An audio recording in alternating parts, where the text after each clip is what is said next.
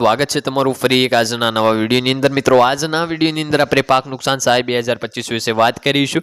પાક નુકસાન સહાયના જે પૈસા છે ખાતામાં આવવાના જે છે ચાલુ થઈ ગયા છે। ખેડૂત દીઠ મળશે 22,500ની સહાય।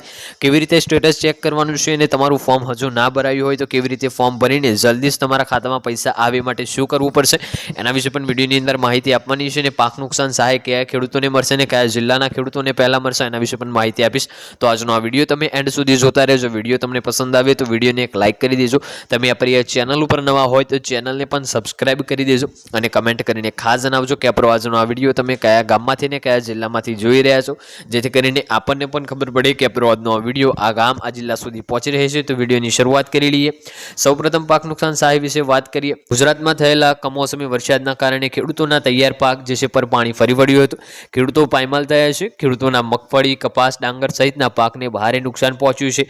આ બધા વચ્ચે 7 નવેમ્બર 2025ના રોજ રાજ્ય સરકારે પાક નુકસાન જે છે ખેડૂતો માટે 10,000 કરોડના રાહત પેકેજની જાહેરાત કરી હતી, જેમાં ખેડૂતોને પાક નુકસાનની સામે રાહત મેળવવા માટે સત્તાવાર પોર્ટલ પર 15 દિવસમાં અરજી કરવા જણાવ્યું હતું। મિત્રો તમને ખબર હશે કે આપણું જે સપ્ટેમ્બર અને ઓક્ટોબરમાં જે પાક નુકસાન થયું છે, જે કમોસમી વરસાદને માવઠા થયા છે, એના કારણે ગુજરાતમાં ઘણા બધા ખેડૂતોના અહીંયા પાક નુકસાન થયા છે। એ સાથે જ સરકારે એક 10,000 કરોડ રૂપિયાનું રાહત પેકેજ જાહેર કર્યું હતું અને જેમાં જે છે 15 દિવસમાં અરજી કરવા પણ જણાવ્યું હતું। આ દરમિયાન નુકસાનગ્રસ્ત ખેડૂતો સહાયથી વંચિત ન રહે તે માટે સરકાર દ્વારા અરજી કરવાની સમયમર્યાદા વધારીને આગામી 5 ડિસેમ્બર કરવામાં આવી છે। એટલે કે કોઈ પણ ખેડૂત અહીંયા વંચિત ના રહી જાય સહાયથી, એ માટે જે તારીખ છે એને વધારવામાં આવી છે। એટલે કે કાલે અહીંયા છેલ્લી તારીખ છે, કાલ સુધી તમામ ખેડૂતોને અહીંયા ફોર્મ ભરી દેવા પડશે। વાત કરીએ આગળ તો પાક નુકસાનની સહાય મેળવવા જે છે અરજીની સમયમર્યાદા વધારી। ગુજરાતમાં કમોસમી વરસાદને કારણે અનેક ખેડૂતોના ઊભા પાકને વ્યાપક નુકસાન પહોંચ્યું છે। અહીંયા જે અરજીની પ્રક્રિયાથી ફક્ત 15 દિવસની જ હતી, હવે 15 દિવસથી વધારીને 5 ડિસેમ્બર કરવામાં આવી છે। એટલે કે કાલે છેલ્લી તારીખ છે, કાલ સુધીમાં તમામ ખેડૂતો અહીંયા ફોર્મ ભરી દેવાનું છે। સાથે વાત કરીએ તો જે આ કમોસમી વરસાદ ગુજરાતમાં વરસ્યો છે એના કારણે ઘણા બધા લાખો ખેડૂતોને અનેક પાક નુકસાન, ઊભા પાક નુકસાનને જે છે સહાય થયું છે, જેને લઈને 10,000 કરોડના કૃષિ રાહત પેકેજની જાહેરાત કરી હતી, જેમાં નુકસાનગ્રસ્ત ખેડૂતો કૃષિ જે છે પેકેજનો લાભ મેળવી શકે તે માટે સત્તાવાર વેબસાઇટ krp.gujarat.in પર 14 નવેમ્બરથી 15 દિવસ માટે ઓનલાઈન અરજી મંગાવવામાં આવી હતી। તમારે એવી અરજી બાકી હોય તો તમે તમારી ઓનલાઈન રીતે અરજી કરી શકો છો। krp.gujarat.in ઉપર જઈને તમે તમારી અરજી કરી શકો છો અને તમારી જે સહાય છે તમે મેળવી શકો છો। વાત કરીએ આગળ તો ખેડૂતોને પ્રતિ હેક્ટર 22,000 રૂપિયા મળશે। અહીંયા પ્રતિ હેક્ટર સહાય આપવામાં આવી છે, એટલે કે મિનિમમ 2 હેક્ટર સુધીની સહાય મર્યાદા છે। પ્રતિ હેક્ટરે ખેડૂતોને 22,000ની સહાય મળશે।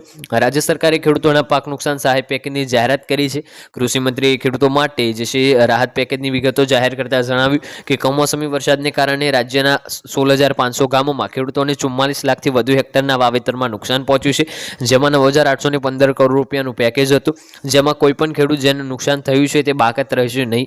આમ જે છે ખેડૂતોને પ્રતિ હેક્ટર 22,000 રૂપિયાની 2 હેક્ટરની મર્યાદામાં સહાય આપવામાં આવશે। એટલે કે પ્રતિ ખેડૂત હેક્ટર જે છે 2 હેક્ટરની મર્યાદા રાખવામાં આવશે અને હેક્ટર દીઠ અહીંયા જે છે 22,000ની સહાય આપવામાં આવશે। વાત કરીએ તો આ યોજના માટેની આ જે સહાય છે એના માટે કોણ પાત્રતા ધરાવે છે, તો ગુજરાતનો ખેડૂત જેમના પાકને 33% કે તેથી વધુ નુકસાન થયું, અહીંયા ગુજરાતનો ખેડૂત હોવું જોઈએ અને જેમના પાકને 33% કે તેથી વધુ નુકસાન પહોંચ્યું હોવું જોઈએ।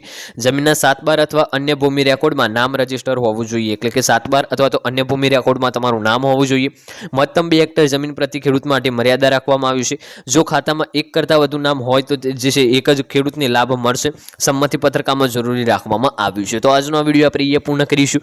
વિડીયો તમને પસંદ આવ્યો હોય તો વિડીયોને એક લાઈક કરી દેજો। ચેનલ ઉપર નવા હોય તો ચેનલને સબસ્ક્રાઇબ કરી દેજો અને કમેન્ટ કરીને ખાસ જણાવજો આજનો વિડીયો તમને કેવો લાગ્યો। મળીશું આગળના વિડીયોમાં, ત્યાં સુધી જય ભારત, જય હિન્દ।